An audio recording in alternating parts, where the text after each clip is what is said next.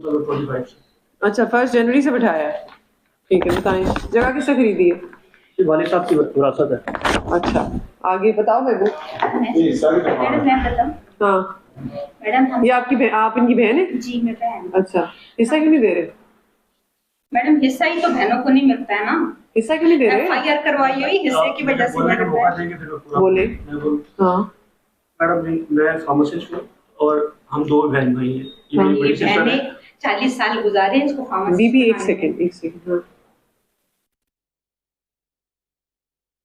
मेरे सामने रोए ना तो मैंने पकड़ के ना मेरी बात हाँ अंडर प्रेशर पुलिस ने मुझे उसने चौकी पे भी किया और अभी आते भी आप पे इंप्रेशन क्रिएट हो रहा है कि आई एम रॉन्ग, मैं इसको हिस्सा नहीं दे रहा। आप नहीं दे रहे? That is totally wrong. No आपने किराएदार पर बिठाया है ना, आप उनको किराए से हिस्सा दे दे। मैडम मैं आपको बताता हूँ जी हमारी विरासत हो चुकी है। ठीक हो गया। मेरे वालिद साहब के 2 घर थे। ठीक है 5.5 मरले का एक घर अलग है जिसमें हाँ। मैं अपने बच्चों के साथ बैठा हूँ। हाँ इसके अलावा 5 मरले रजिस्ट्री और 2.5 मरला स्टाम्प का कब्जा हाँ। एक अलग घर है।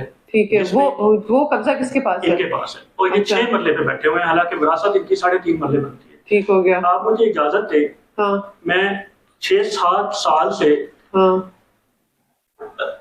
अदालतों में जलील हो रहा हूँ और मैं कुछ ठीक है। डॉक्यूमेंट्स अदालतों के साथ लेकर आया हूँ ताकि मैं आपको इसका पर्सपेक्टिव बैकग्राउंड बता सकूं। बताएं।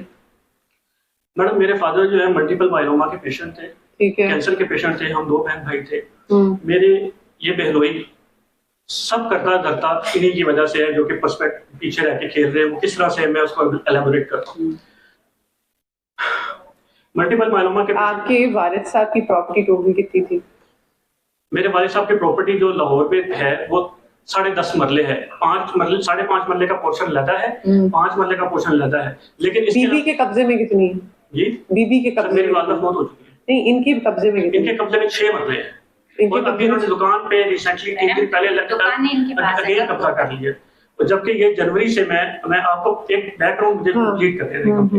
ठीक है उसमें मैडम इसमें मल्टीपल माइलोमा के पेशेंट होने की वजह से उनका सीएमएच में ट्रीटमेंट चल रहा था। वालिद साहब अपना स्टेम सेल ट्रांसप्लांट कराने के लिए अपना प्राइवेट इलाज कराना चाहते थे जो सिर्फ अल शिफा हॉस्पिटल इस्लामाबाद में अवेलेबल है। यहाँ पे फैसिलिटी नहीं है, सीएमएच इंटाइटल्ड फौजी पेशेंट्स को अवेलेबल नहीं है। उन्होंने सिर्फ एक दुकान बेचनी थी।